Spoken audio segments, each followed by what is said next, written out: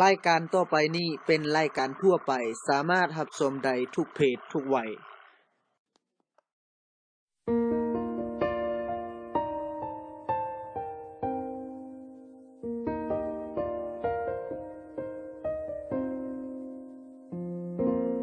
คำว่าหักเกิดขึ้นที่ใดเกิดกับใครมันบ่สำคัญมันจะอยู่ตรงนั้นบ่หายตามกาลเวลาว่าสิผ่านมาดนปานใดในหัวใจบ่เคยร่างรายังจดจำทุกถ้อยวาจาที่เฮาเว้าต่อกันเมื่อสวรรค์แยกกายเฮาสองจากคู่ครองเป็นคนอื่นไกลเหลือแต่คำสัญญาใช่ไหมที่ยังคงอยู่แม้นว่าเจ้าสิเกิดเป็นยังบ่เคยคิดสั่งย้อนหาคนหูสิเคียงข้างให้ได้หูหัวใจยังคงเดิมบ่มีอีหยังมาพังทลายความมั่งเอาสองลงได้แม่นดินสลายยังมั่นคงคือจังตอนเริ่มหักที่แลกด้วยแหกกดฟ้าถึงมีน้ำตาเข้ามาแต่งเติม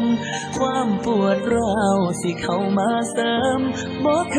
ยคิดยาก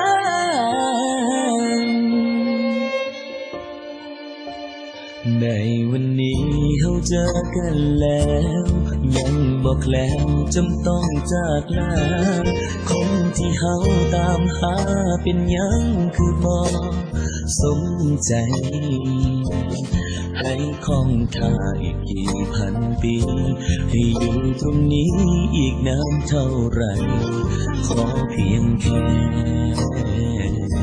เธอจำฉันได้ชาติไหนก็รอเธอ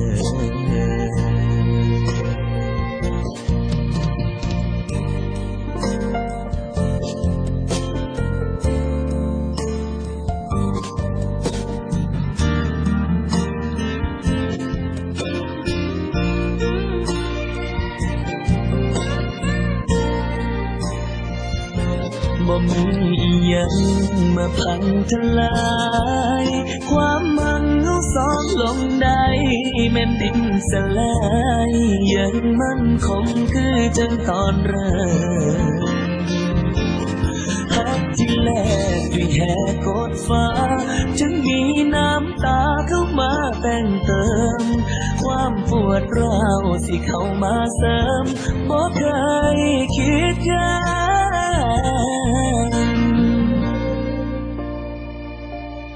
ในวันนี้เฮาเจอกันแล้วยังบอกแล้วจำต้องจากลา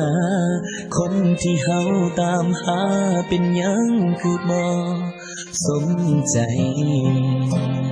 ให้คงท่าอีกกี่พันปีให้อยู่ตรงนี้อีกนานเท่าไร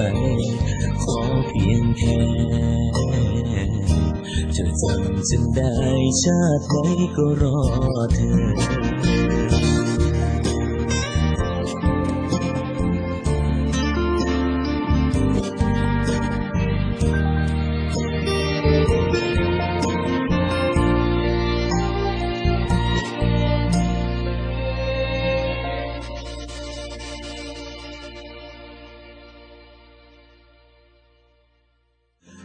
ที่แลกด้วยแหกกดฟ้าถึงมีน้ำตาเข้ามาแต่งเติมความปวดร้าวสิเข้ามาเสริมบ่เคยคิดยาก